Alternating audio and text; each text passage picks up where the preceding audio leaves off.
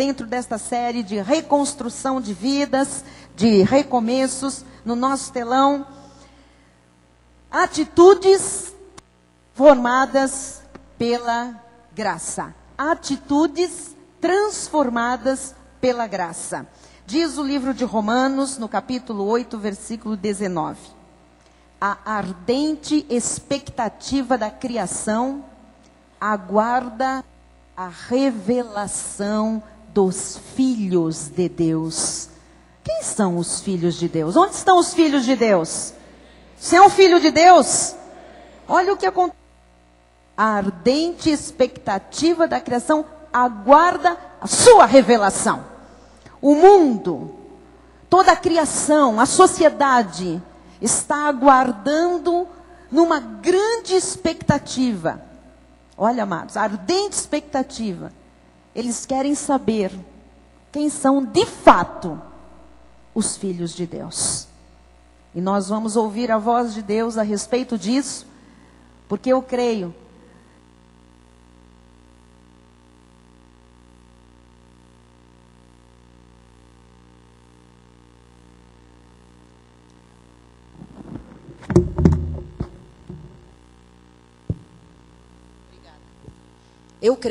do fundo do meu coração que você vai começar a mostrar ao mundo quem é um filho de Deus, uma filha de Deus. Isso não é pretensão, porque você tem um raio de ação nesta terra. Você foi colocado por Deus numa determinada família, num determinado contexto social, numa determinada época que Ele achou perfeita para inseri-lo nesta terra. E quem está à sua volta está aguardando por conhecer o que é um filho de Deus através da sua vida. Oremos a Deus. Pai amado e bendito, Deus Todo-Poderoso, Rei de toda a glória.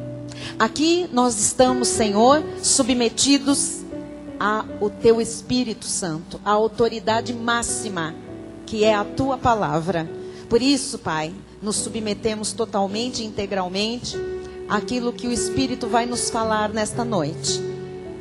Há necessidade de reflexão, Senhor, porque vamos falar de atitudes, e atitudes não do outro, nossas. Por isso, eu te peço, ajuda-nos agora, a cada um de nós, a cada um, Pai, bispos, pastores, presbíteros, diáconos, ministros, membros, trabalhadores ou não, antigos de casa ou novos convertidos.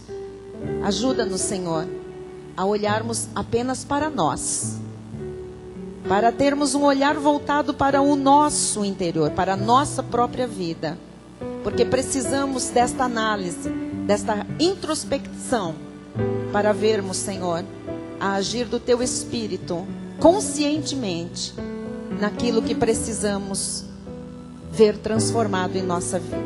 Oramos com fé, em o nome de Jesus, sabendo que depois dessa mensagem, não seremos mais as mesmas pessoas.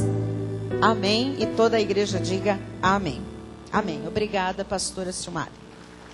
Ciro, Tiago. Glória a Deus. A Ele toda a honra, todo louvor.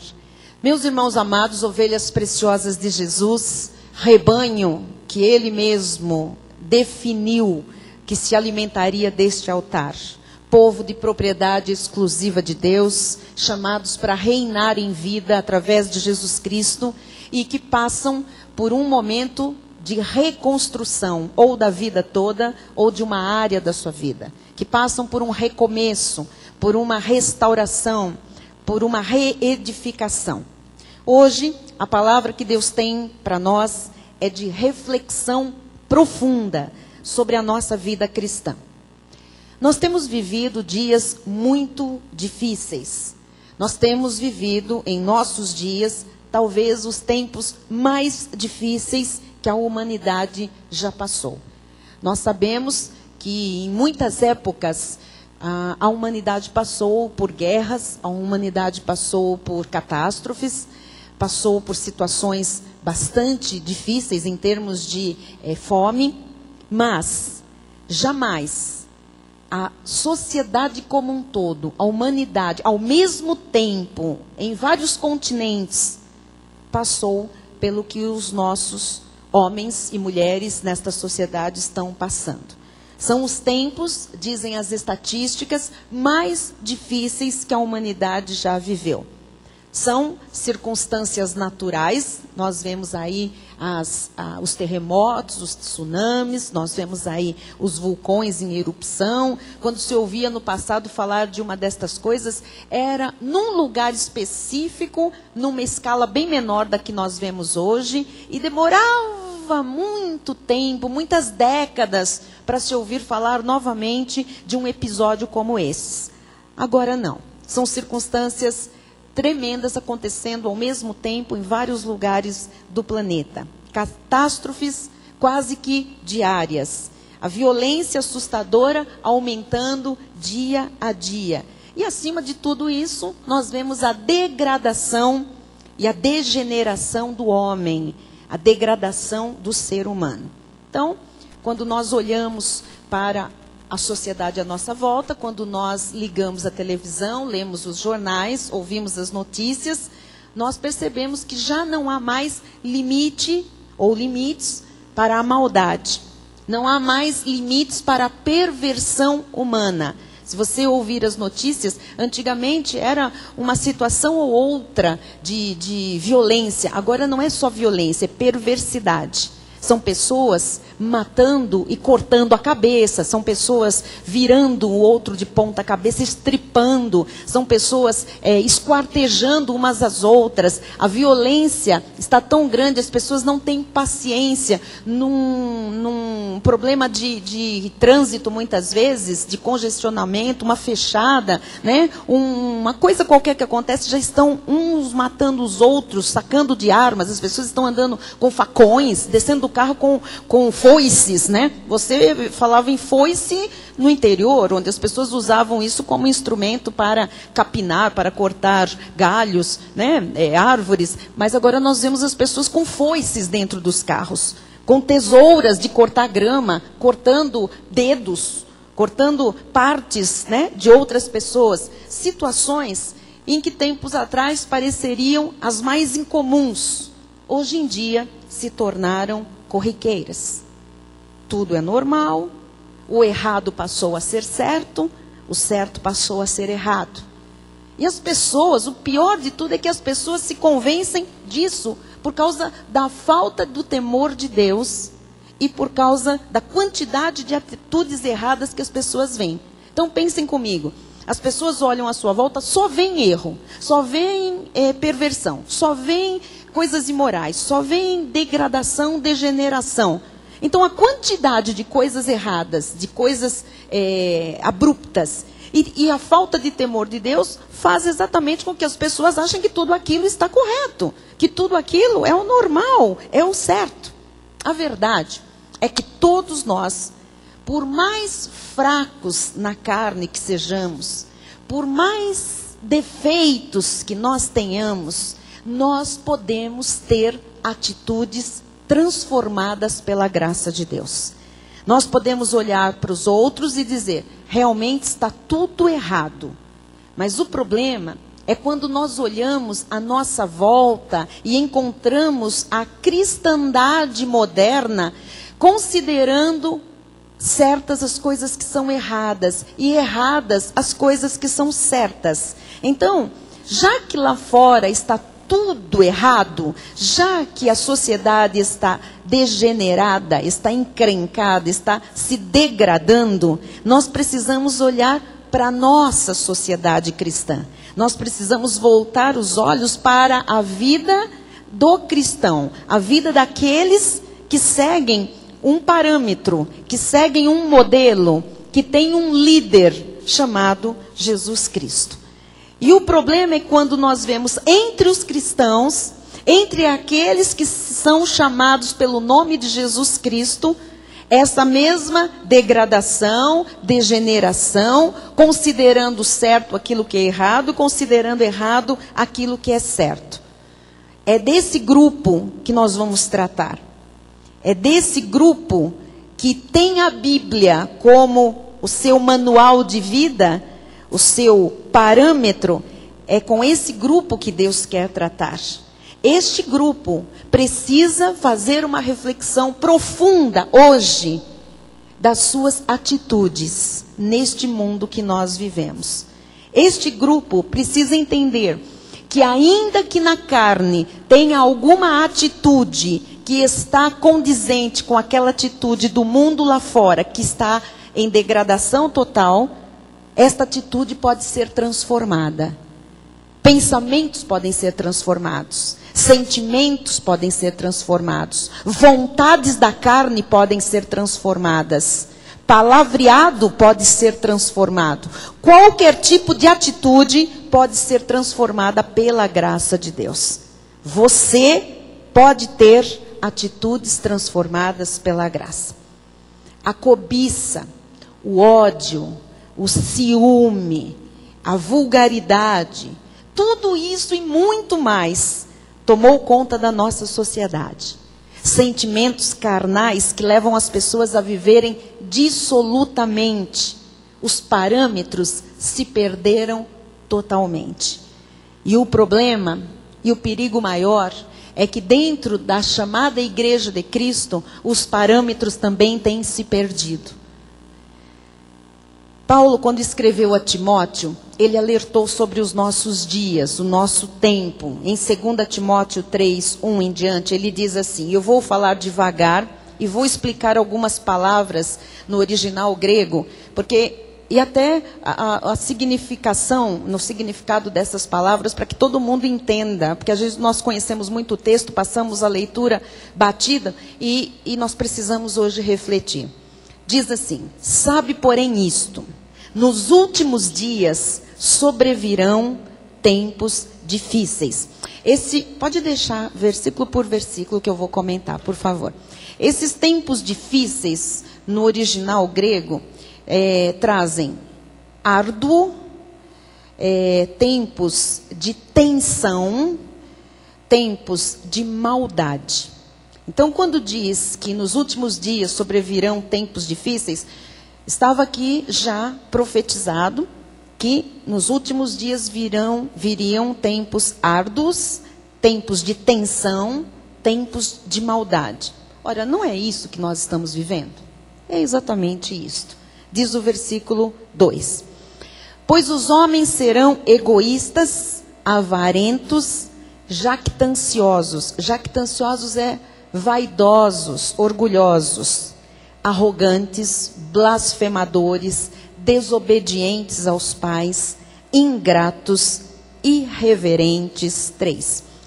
Desafeiçoados, implacáveis. Implacáveis são pessoas que não perdoam, não deixam passar nada. Caluniadores, sem domínio de si, cruéis, inimigos do bem. 4. Traidores, atrevidos, enfatuados. Enfatuados é envaidecidos, soberbos. Mais amigos dos prazeres que amigos de Deus. 5. Tendo forma de piedade, negando-lhe, entretanto, o poder. Foge também destes. Então, só para os irmãos entenderem que no tempo do apóstolo Paulo, isso tudo, logicamente, já acontecia.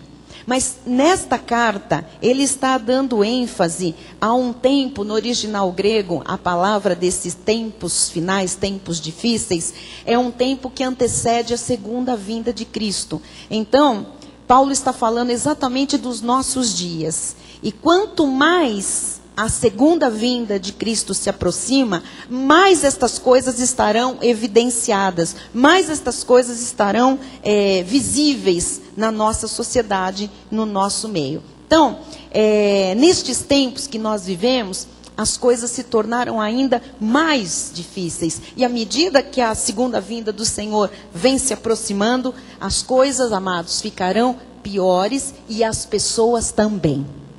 Então, nós não podemos ser ignorantes com relação ao que a Bíblia está dizendo. Nós estamos indo para este evento da vinda de Jesus Cristo para buscar a sua igreja. Nós subiremos com Ele. Mas enquanto nós estamos aqui, os dias que virão pela frente serão cada vez mais dias difíceis, árduos, dias em que nós encontraremos pessoas cada vez mais desafeiçoadas, pessoas cruéis. Nós estamos vendo isso por toda parte, não é? Nós estamos vendo pessoas desobedientes, pessoas egoístas, pessoas invejosas, pessoas ciumentas, pessoas que não têm nenhum temor, que não têm nenhum sentimento bom. Põe esse versículo 5, eu queria falar ainda de uma coisa. Diz assim: tendo forma de piedade. E eu fui ver isto também no original. Diz que muitos, neste tempo, teriam aparência externa de fé. Esta forma de piedade é aparência externa de fé, com muitas formas religiosas, porém sem transformação moral e semelhança com Cristo. Então, quando diz assim, que nestes tempos muitos teriam forma de piedade, quer dizer que muita gente teria uma aparência externa de fé, de crente. Teria muitas formas religiosas para mostrar que creem em Deus, porém não tem transformação moral e nenhuma semelhança com Jesus Cristo. Você vê hoje a pessoa diz: eu sou crente, eu vou à igreja, eu coloco lá no Facebook, I belong to the Lord. Mas como é a vida dessa pessoa lá fora? Como é a vida dessa pessoa nos seus relacionamentos? Como é a vida dessa pessoa na sua casa, com a sua família? Como é que é a vida dessa pessoa no seu local de trabalho, na sua sala de aula? Como é que é a vida dessa pessoa com o seu namorado ou com a sua namorada?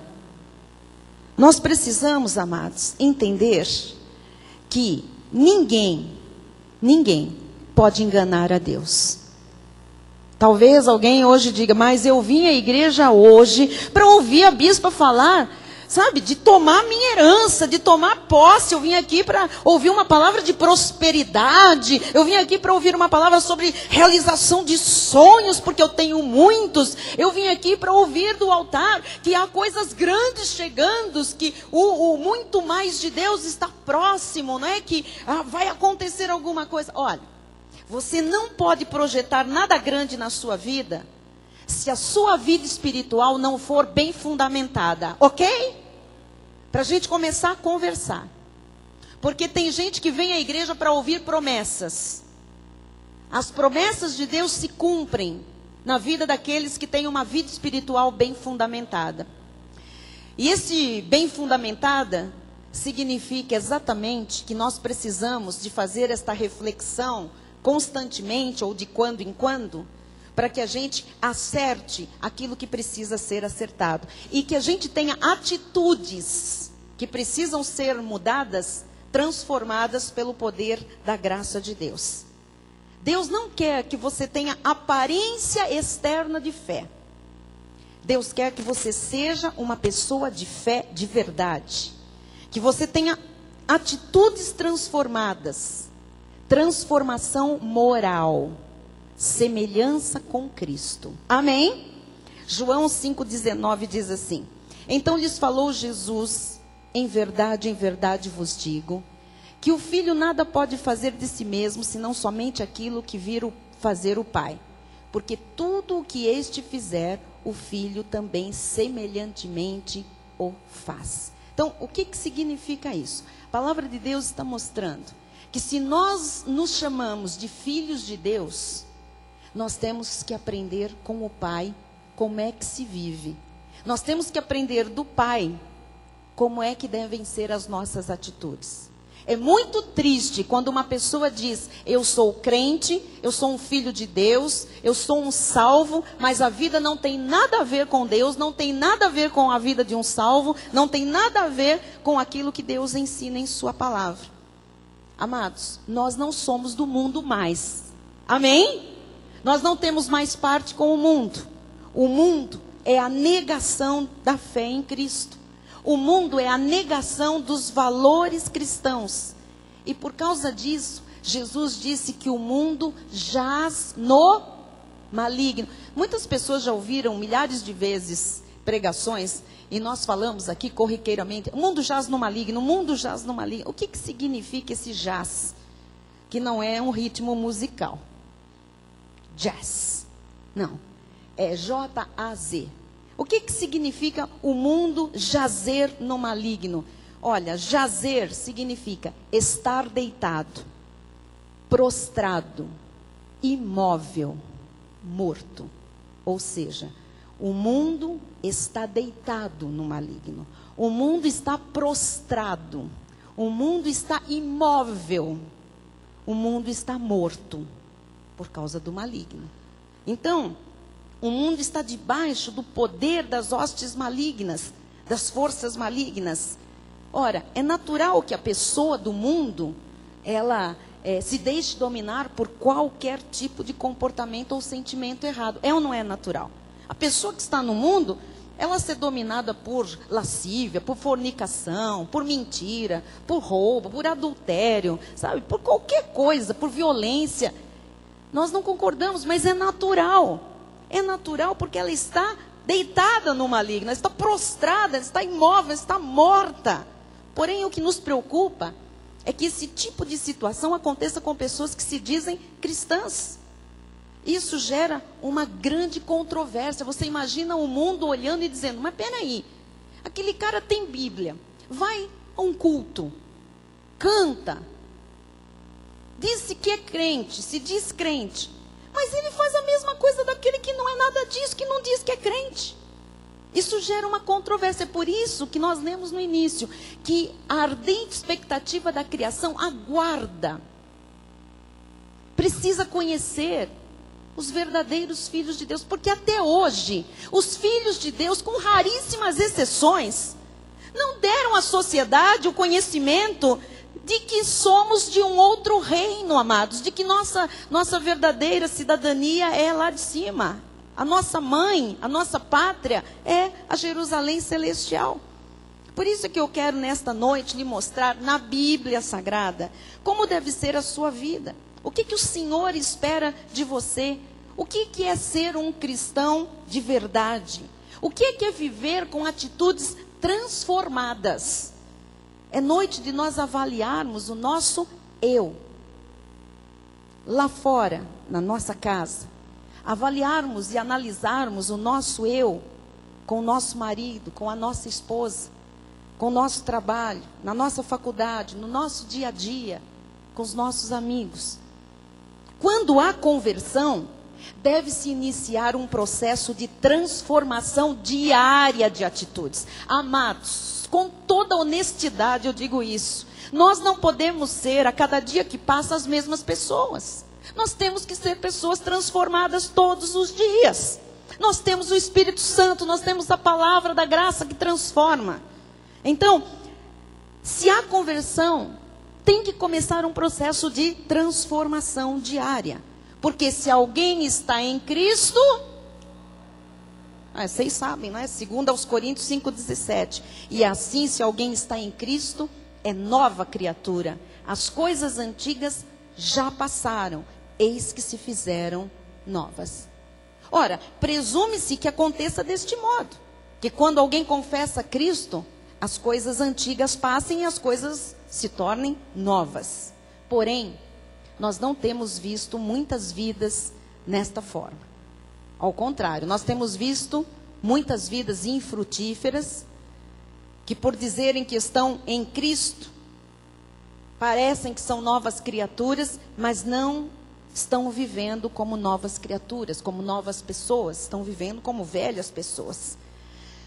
Amados, esta mensagem é um alerta para que todos nós lutemos contra a nossa natureza carnal, aquela natureza do erro, para que a gente viva em unidade vital com o Senhor Jesus Cristo. Esta mensagem é um alerta. Olha, se ainda há algo em sua vida que não está em linha com a palavra de Deus, com a nova criatura que Deus lhe fez ser, hoje é dia de transformação. Você não pode sair daqui hoje do mesmo jeito que você chegou.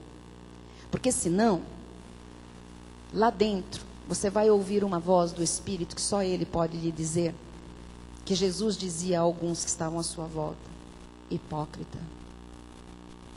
E nós não queremos ouvir esta voz. Nós não queremos ouvir esta palavra, esta taxação.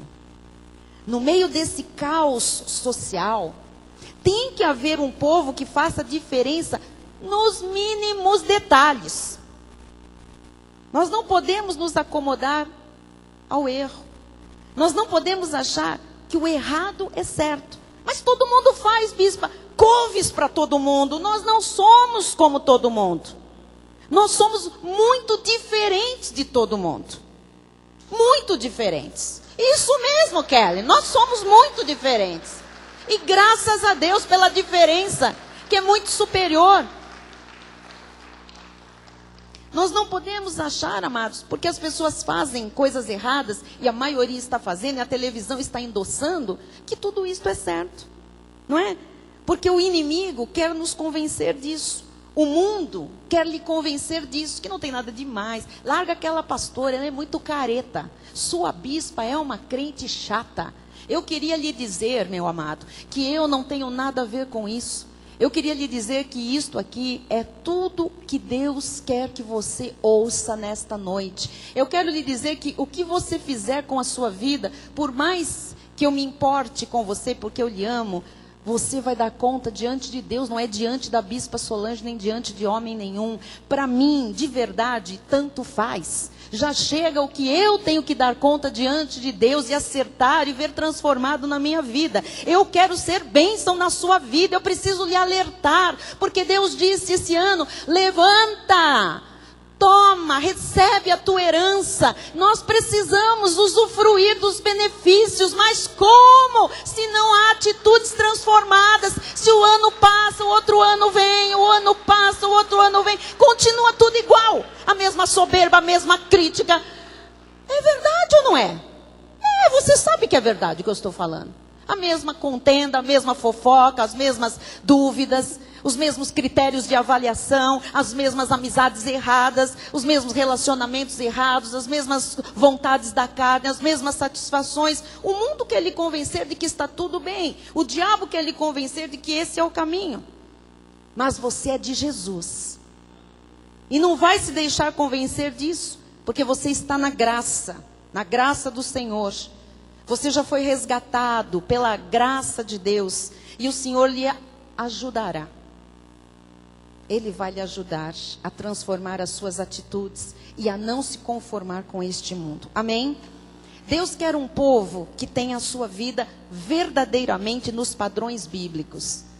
Alguns não querem ouvir esta mensagem, porque querem continuar fazendo de conta que são da graça, que estão na Cristo vive, mas querem continuar vivendo com seus pecados.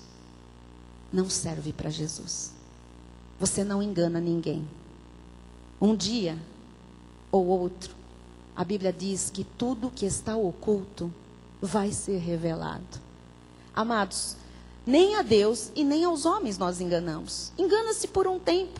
Deus quer que a sua vida seja verdadeiramente uma vida nos padrões bíblicos. Que você não se deixe contaminar com o mundo. Pelo contrário, que você seja exemplo. Esta é a vontade de Deus. Diga: a vontade de Deus é que eu seja exemplo. Eu creio que nós podemos mudar esta geração pelo nosso exemplo. Você crê? Agora tem que estar disposto a se deixar transformar pela graça de Deus. Diga: eu creio que eu posso mudar esta geração pelo meu exemplo. Então nós vamos agora mostrar 4 pontos, eu vou colocar no telão, que vão nos ajudar nesta questão de atitudes transformadas pela graça, ok? Ponto número 1. A carne não pode ser uma desculpa para a prática do pecado. E aqui entra uma coisa que na graça as pessoas começam a usar. Porque nós temos um conhecimento muito grande sobre a carne e o espírito. Sobre as obras da carne. E as pessoas dizem: ah, mas a carne, olha, foi a minha carne. Então assim, hoje, nós quebramos essa desculpa para pecar de que tudo é a carne. Ah, porque a minha carne. Ah, porque a carne. Olha, a sua e a minha não prestam e nós já sabemos disso. Porém, a carne não pode ser uma desculpa para a prática do pecado. Todos nós estamos sujeitos a erros. Mas as nossas fragilidades não podem ser uma desculpa para viver praticando os mesmos erros sempre, dando sempre ocasião à carne. E aqui entra uma palavra muito mal usada, que Jesus disse certa vez, e eu vou lhe mostrar em que contexto ele disse. As pessoas dizem, bispa, mas a carne é fraca. A carne é fraca. Amado, se a carne fosse fraca, você podia com ela. Olha o contrassenso. A carne é fraca. Se a carne fosse fraca, Fernanda, nós todos poderíamos com ela. Então, a carne é usada como fraca na hora de que a gente quer dar uma desculpa para continuar na prática do erro, na prática do pecado. Isso não é desculpa. Vamos ver quando é que Jesus disse isso. Mateus 26, 41. Opa, porque tem que ver o contexto, né? Jesus disse assim, vigiai e orai, para que não entreis em tentação. Jesus estava nas últimas horas antes de ser preso. Ele foi ali orar, ele estava sofrendo muito, ele estava com medo, a Bíblia diz. Ele estava muito triste. E ele disse, eu vou orar. Ele chamou os discípulos dele para orarem junto com ele. Eles não aguentavam orar nem uma hora com Jesus, né? Ele disse, vigiai e orai, para que não entreis em tentação. Por quê, amados? Ele estava avisando antes o que iria acontecer depois. Tanto ele avisou e tanto Pedro caiu, não é? Que depois, ao ser perguntado se ele conhecia Jesus, se ele negou, ele caiu em tentação. Então veja, Jesus falou antes. Ele estava falando dele. É importante saber, ele não estava falando da carne nossa. Ele estava falando da situação dele. Por isso que ele disse para eles, vocês precisam me ajudar em oração. Vocês precisam vigiar. Vigiar porque vai acontecer alguma coisa logo aqui, daqui a algumas horas. E vocês vão estar vulneráveis. Orem, vigiem, para que não entrem em tentação. O Espírito, na verdade, está pronto. O Espírito de quem? De Jesus. Ele estava dizendo, eu estou pronto para a obra, para ir para a cruz. Mas a carne é... Que carne? De quem? Dele, Marli. A dele. Ele estava dizendo, eu estou fragilizado, eu estou fraco, eu estou amedrontado com o que vai acontecer, com o que eu vou passar. Então ele manda os discípulos orarem, os discípulos vigiarem, para que eles não fossem tentados, e eles foram, não é? E ele diz, o Espírito na verdade está pronto, o Espírito de Jesus, mas a carne é fraca. Então Jesus, né, estava ali nos seus momentos finais. Ele tinha pedido apenas que os discípulos orassem, porque as coisas iriam ficar cada vez piores. Era a carne de Jesus que estava fraca. Era a ele que ele estava se referindo. Agora, os que querem justificar o erro, eles pegam essa última parte do versículo, fora do contexto, e dizem, a carne é fraca. Não use nunca mais isso aqui, a carne é fraca, para cometer um erro, amado. Porque, na verdade, a carne é forte. Ela é tão forte que se você não subjugar, ela te vence. 1 de João 5,18 diz, sabemos que todo aquele que é nascido de Deus, quem aqui é nascido de Deus? Nova criatura é. Não vive em pecado. Antes, aquele que nasceu de Deus o guarda, e o maligno não lhe toca. Então assim, bispo, peraí, eu posso fazer o que eu quiser e o maligno não me toca, porque eu sou crente.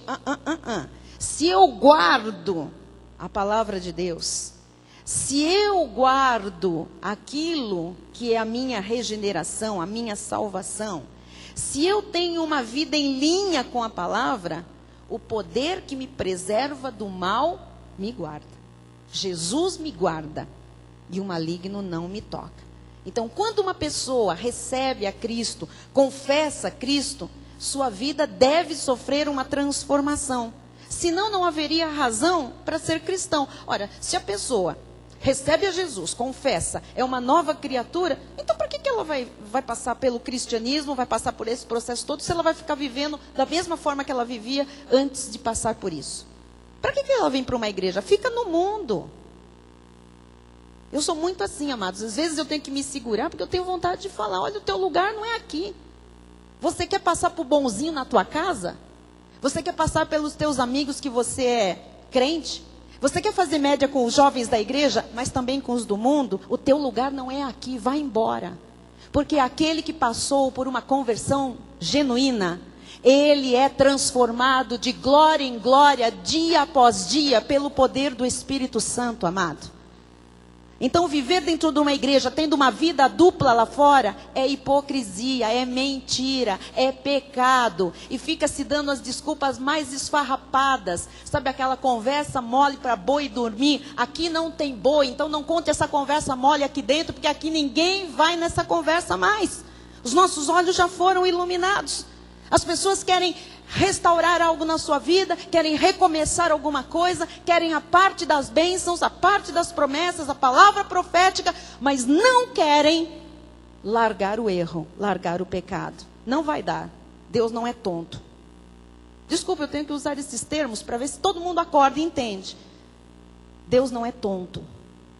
Ninguém faz Deus de bobo. Amém? Então, essa mensagem é muito forte, sim. Eu sei, meu Deus do céu, o que é isso?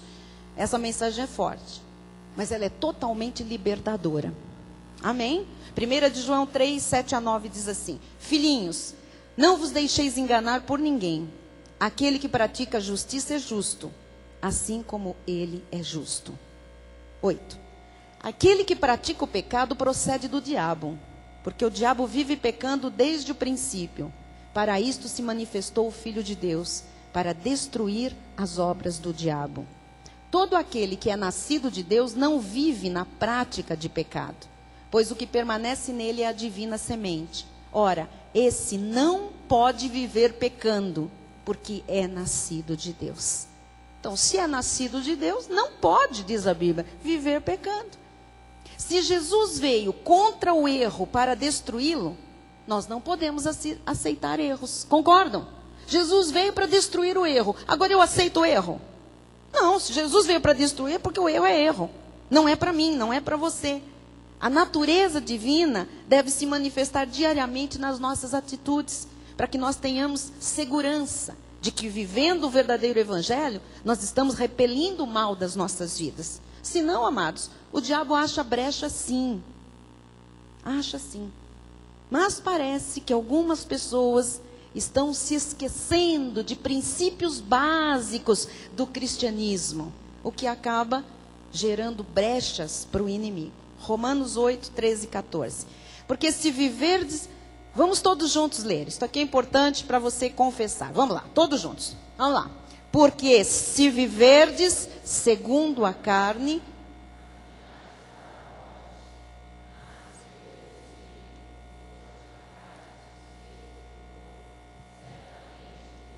14.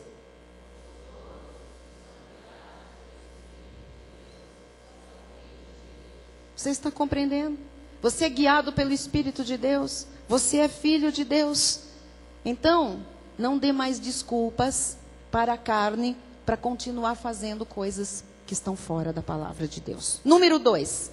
Viver na graça tem que gerar em nós a responsabilidade de vivermos a verdade.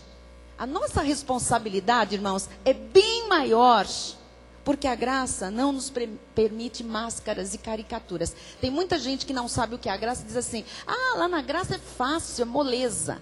Ah, lá na graça pode tudo. Lá é assim, olha, é tudo solto, tudo livre. Não entendeu nada, não sabe nada. A nossa responsabilidade é muito maior. Gálatas 5, 13, 16 diz assim: porque vós, irmãos, fostes chamados à liberdade, porém não useis da liberdade para dar ocasião à carne. Sede antes servos uns dos outros pelo amor.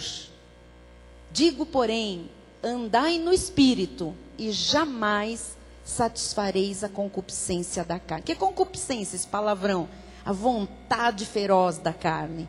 Porque a carne milita contra o Espírito e o Espírito contra a carne, porque são opostos entre si, para que não façais o que porventura seja do vosso querer.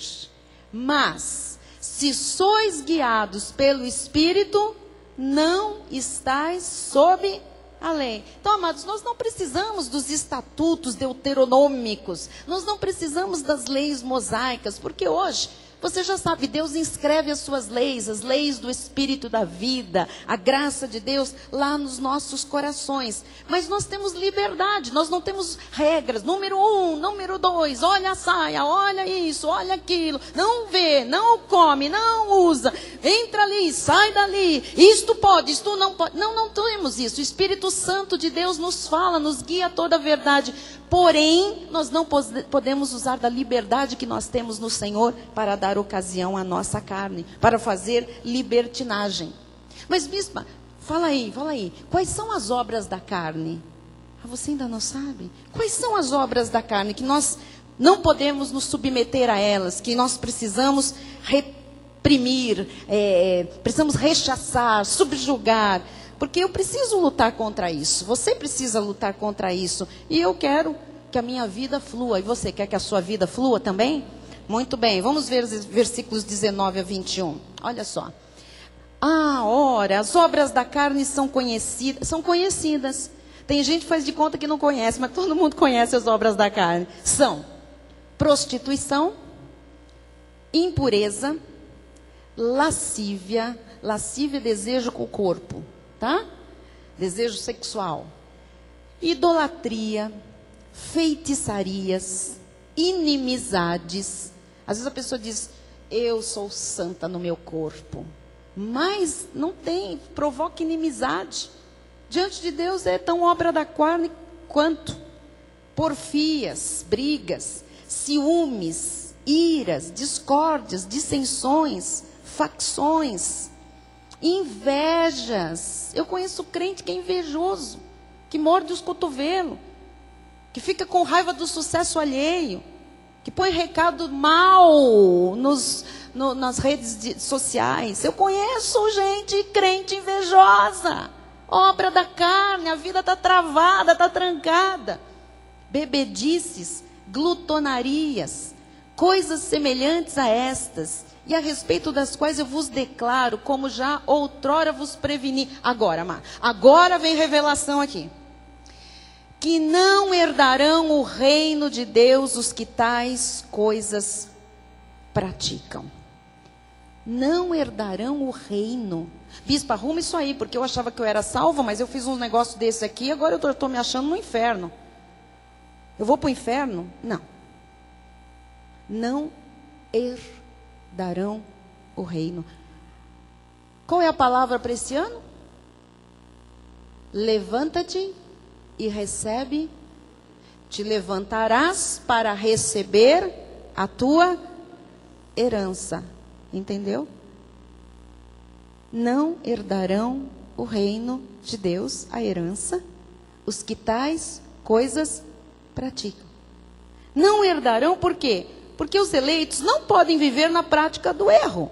Tem que ter atitudes transformadas. Não pode mais viver pecando. Amém? Quer dizer que se uma dessas coisas, ou mais do que uma, estiver na vida de um de nós aqui, não adianta se levantar, gritar, cantar, profetizar, que a herança não tem. Não vem, não vai ver nada. Vai passar para 2012 do mesmo jeitinho. Versículo 11 e 12. Mas, aleluia, se você tem as suas atitudes transformadas pela graça, tudo que é obra da carne, vai sendo o quê? Transformada. E o que é que vai fluindo da sua vida? O Espírito. A carne não pode mais. O Espírito é que vai prevalecendo. E aí você começa a manifestar o fruto do Espírito. Qual é? O fruto do Espírito é amor, alegria. Você já viu como tem crente carrancudo? Ele quer fazer de conta que ele está feliz, mas ele não consegue. Ele tem uma cara de quem foi batizado em limão. É verdade. Crente com essa cara é carne, tem obra da carne. Porque quando o Espírito Santo flui, que as atitudes vão sendo transformadas, começa a acontecer o quê? Naturalmente. Esse fruto se manifesta. Amor, alegria, isto é de Deus, alegria, paz, longanimidade, paciência. Amados, como o povo de Deus precisa de paciência. Paciência com o marido, paciência com a esposa, paciência com o filho, paciência com o pai, paciência com o patrão, paciência com o funcionário, paciência com o irmão em Cristo.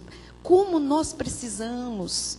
E isto só vai se manifestando à medida que os feitos da carne vão sendo o quê? Subjugados, que a gente não vai dando espaço. Continua, benignidade, bondade, fidelidade, mansidão. Onde estão os mansos da Cristo vive? Metade ficou calada. Domínio próprio. Domínio próprio. Contra estas coisas não há lei. É dia de nós reavaliarmos as nossas atitudes. Não vamos brincar de sermos crentes, amados. Deus quer que o fruto do Espírito se manifeste em sua vida. 1 Coríntios 6, 9 e 10. Ou não sabeis que os injustos, olha só a palavra, não herdarão o reino de Deus? Não vos enganeis, nem impuros, nem idólatras, nem adúlteros, nem efeminados. Bispo, peraí. Eu não estou na lei, que está vigorando ainda, eu posso falar. E eu estou lendo a Bíblia. Bispa, está certo. Deus condena. Mas tem muito crente que acha muito engraçadinho o efeminado. Que é amigo de efeminado. Que tem comunhão com efeminado. Que conta segredinho para efeminado. Aqui não há ninguém homofóbico. Bonito que inventaram, não é? Nós respeitamos e amamos como Jesus ama o pecador, mas abominamos o pecado. E enquanto alguém está nas trevas, a nossa obrigação e o nosso papel e a nossa responsabilidade é anunciar aquele que tira das trevas, Jesus Cristo. Então, amados, notem bem, nós saímos por aí e vamos ao cabeleireiro e lá tem efeminados. Nós vamos à costureira, à modista, e lá tem efeminados. E agora tem efeminados por todo lado. A verdade é que nós somos amorosos, temos uma responsabilidade com aqueles que Deus coloca no nosso caminho, mas ficar de igual para igual, tendo comunhão e achando uma gracinha, tenha paciência. Não herdam. E quem tem comunhão com aqueles que não herdam, também não herdam. Porque a nossa comunhão é com a luz, não é com as trevas. Nem adúlteros, nem efeminados, nem sodomitas. Há homens e mulheres aí com práticas sexuais que são de Sodoma mesmo. Nem ladrões, nem avarentos, nem bêbados, nem maldizentes, nem roubadores herdarão o reino de Deus. Uau, bispo. E por que não herdam o reino? E por que não podem se levantar e tomar a herança? Versículos 11 e 12. Tais fostes alguns de vós, aleluia, aleluia. Tais fostes, acabou. Aqui nós temos um vasto cabedal aqui de lista de tudo que não presta, que todos nós fomos lá atrás. Tais fostes alguns de vós, mas vós vos lavastes, mas fostes santificados, mas por quê? Mas agora não temos nada a ver com aquele passado, mas vós vos lavastes, mas fostes santificados, mas fostes justificados em o nome do Senhor Jesus Cristo e no Espírito do nosso Deus. Todas as coisas me são lícitas, mas nem todas convêm. Todas as coisas me são lícitas, mas eu não me deixarei dominar por nenhuma delas. Este é o papel do Espírito Santo em nós, amados, nos alertar que nós não nos deixemos dominar por nenhuma dessas coisas. Amém? 1 de Pedro, eu vou encerrar, 1, 14 e 15. Como filhos da obediência, você é filho da desobediência? Então não saia daqui dizendo, que dia que eu vim na igreja. Só vai dizer isso quem for filho da desobediência. Filho da desobediência, em outras palavras, é filho do capeta. Vai chegar lá fora e vai dizer, mas que era? Hoje era sobre reconstrução. Eu vim aqui para ouvir uma palavra sobre reedificação da minha vida financeira, ou da minha vida sentimental, ou da minha vida profissional. Não faça isso. Não faça isso. Como filhos da obediência, não vos amoldeis às paixões que tinhais anteriormente na vossa ignorância. Então, cuidado, amado. O tempo da ignorância já passou. Não queira você voltar para a ignorância. Agora você tem olhos iluminados. Você não pode ser conivente com a ignorância.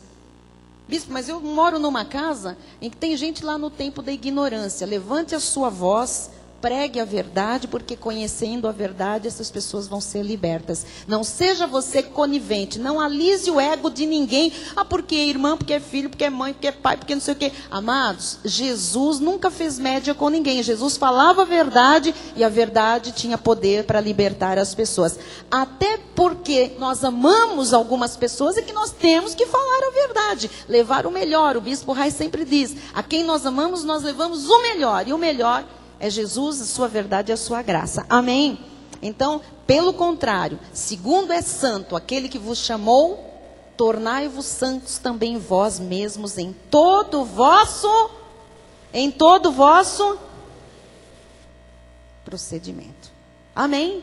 Diga, eu recebo esta palavra. Então, dentro da igreja do Senhor Jesus Cristo, nós temos que ver este testemunho. É pelo conhecimento da verdade que tem que haver libertação total.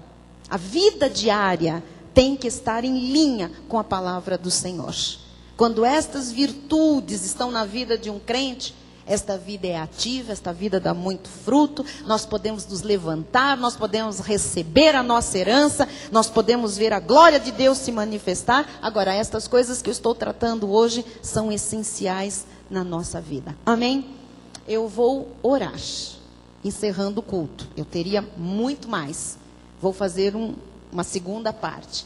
Mas eu queria que você soubesse que é muito bonito dizer assim, eu sou eleito, eu sou um predestinado. É bonito, é real, é bíblico. Mas a eleição, ela é confirmada quando há o cuidado em proceder corretamente. A eleição, a predestinação, ela é confirmada quando há atitudes mudadas, quando há mudança de valores, mudança de mente, mudança de princípios de vida. A eleição, ela é confirmada quando não há mais contaminação com o mundo. Amém?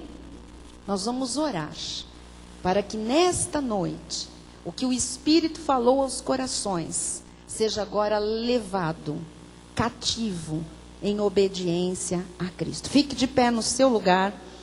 Os músicos já deviam estar aqui, porque eu estou falando que eu vou acabar faz muito tempo, devia estar todo mundo tocando. Eu quero que você agora olhe para dentro de você. Eu sei que nestas pregações, neste tipo de mensagem, nós ficamos um pouco impactados. Mas o Senhor tem nos dito que não dá para recomeçar de novo alguma coisa, começar de novo, jogando o lixo para baixo do tapete. O Senhor tem dito que não dá para reedificar a vida nas mesmas bases que nós já caímos lá atrás, que nós já fomos derrotados lá atrás. Porque Deus não quer mais derrota, frustração, choro, perda. Ele está falando em restituição. A restituição vem, amados. Olha, é tão certo, mas é tão certo como vive o Senhor, que a restituição vem.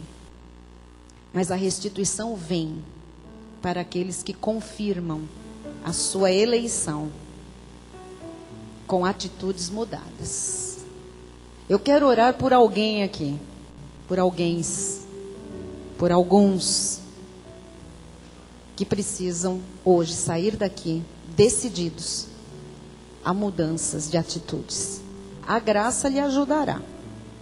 A graça lhe cobre. A graça lhe dá forças para mudar, para ter autoridade, para ter coragem, para ter ousadia de enfrentar o que tiver que enfrentar, para viver da forma que Deus quer que nós vivamos. Feche seus olhos em nome de Jesus. Jesus amado, Jesus bendito, Deus Todo-Poderoso, nós estamos aqui hoje ouvindo, Pai, a Tua voz. Eu sei, Pai, que essa mensagem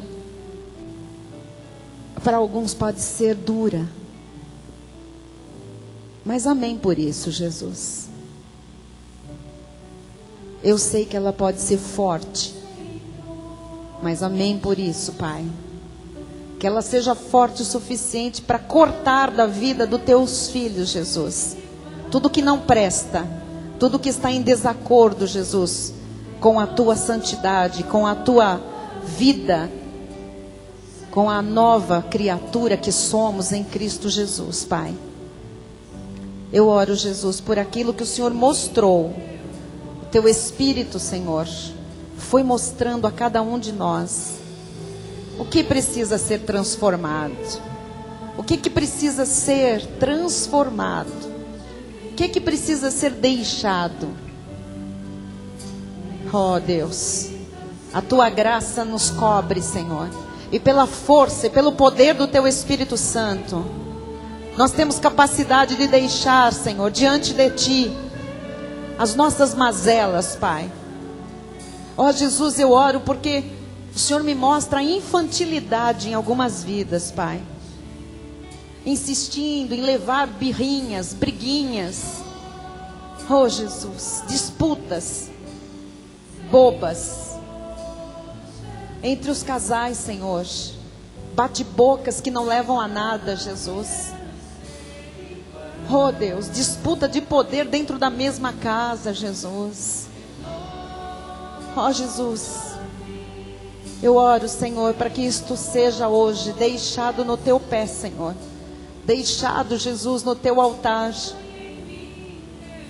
Oh Pai, palavras tolas, palavras nécias, soberba, Jesus. Oh, quanta soberba, Senhor. Pessoas que se acham mais do que as outras, pessoas que pensam que sabem muito, Senhor. Quem somos nós diante de ti, Senhor? O quanto nós precisamos de ti, Pai. Jesus. Oh Jesus, que caia por terra toda guerra, guerra interior, Jesus. Guerra de amigos, guerra de amigas, guerra de relacionamentos, Jesus. Oh Deus, crítica, eu repreendo esse espírito crítico dos infernos. Jesus, que caia por terra toda crítica, Jesus. Oh Deus, que ninguém use crítica para dizer que é para construir. Não é não, Senhor. A crítica na nossa sociedade é para destruir. A crítica na nossa sociedade é para denegrir. A crítica é para mostrar que não se submete. A crítica na nossa sociedade é desrespeito, Senhor. A crítica, Senhor, ela vem com intenções bem diferentes, Pai. Oh Jesus, que caia por terra agora, Jesus, essa mania de olhar para a vida do outro, Pai. Essa mania, Senhor, de avaliar a vida do outro. É o outro que está errado, é o outro que precisa, é o outro. Não, Senhor, sou eu. O Senhor quer fazer uma obra na minha vida. A herança que está preparada para mim é minha, não é do outro. Por isso agora, Jesus, em teu nome, Pai, eu oro por aqueles que hoje estão, Senhor, enxergando quais atitudes precisam ser transformadas. E nós temos orado no nosso projeto, Senhor, atitudes que devo mudar. É hoje, Jesus. Não adianta ficar orando e não agir. Não adianta ficar entendendo o que o Espírito está falando e não agir. É hoje, Jesus. Hoje há mudança. Hoje há transformação pelo poder da graça, pelo poder de Jesus Cristo, pelo poder da tua palavra, Senhor. Casamentos serão restaurados, casamentos serão refeitos, vidas inteiras serão reedificadas, coisas serão recomeçadas da forma certa, Jesus.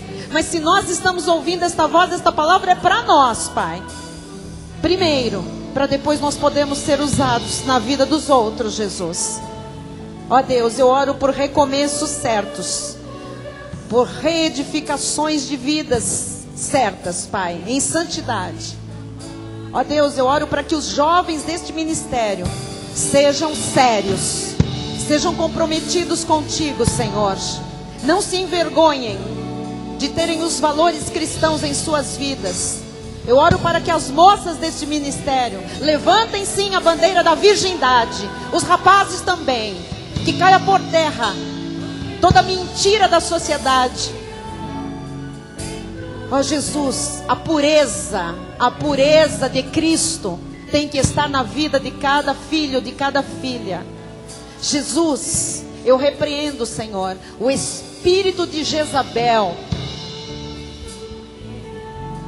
de soberba, de mentira, de poderio indevido. Eu repreendo hoje, Jesus. Repreendo hoje, Pai. Ó Deus, esse espírito de sedução, Jesus, sedução do diabo, eu repreendo o uso do corpo para a sedução do sexo oposto, em nome de Jesus. Que essa farsa caia por terra, em nome de Jesus. Ó Deus, eu declaro pureza na vida das moças deste ministério. Jesus, ensina, Senhor, a cada mulher a ser mulher de um só. Ensina a cada homem, Senhor, a ser marido de uma só, Jesus. Ensina, Jesus, aqueles que são solteiros a preservarem o que tem de mais precioso, que é o seu corpo, Jesus. Ó Pai, estamos colocando, Senhor, atitudes diante de Ti, pedindo a Tua força para nós mudarmos. Porque algo novo está acontecendo neste lugar, Jesus, na vida de muitas famílias, de muitos homens, de muitas mulheres, jovens, adolescentes. Mas tem que ser do Teu jeito, Senhor. Não do jeito do homem, não do jeito da sociedade. Levante suas mãos aos céus. Diga: Senhor Jesus, com certeza há em mim atitudes que precisam ser transformadas. Nesta noite, eu peço ajuda, a força do Espírito Santo, a coragem, a ousadia, o poder de Deus que está na minha vida, para mudar o que precisa ser mudado. Atitudes que não te agradam, atitudes que não são um bom testemunho, atitudes erradas do velho homem, da velha mulher, da velha natureza sem Cristo. Eu deixo cair hoje aos Teus pés, e eu saio daqui, Senhor, com atitudes transformadas, pela graça de Deus, pela graça de Deus, pela graça de Deus. Eu sou nova criatura, as coisas velhas já passaram, tudo se fez novo, em nome de Jesus, amém e amém. Louve a Deus, aleluia, aleluia, glória a Deus, aleluia. Quem crê que o Senhor fez algo no seu interior hoje, diga amém. Está mais leve? Amém. Muita coisa está mudando, mas Deus está nos ensinando como estas coisas mudam, passando pelo quê? Por atitudes práticas, quando a palavra nos confronta, em nome de Jesus. Graças a Deus. Estenda a sua mão na direção do altar. O amor de Deus, que que excede todo entendimento, guardará os nossos corações e as nossas mentes em Cristo Jesus. E aqueles que tiveram as suas atitudes transformadas pela pregação da palavra da graça de Deus, digam aleluia, glória a Deus. Boa noite a todos, vão em paz. Boa noite, internautas.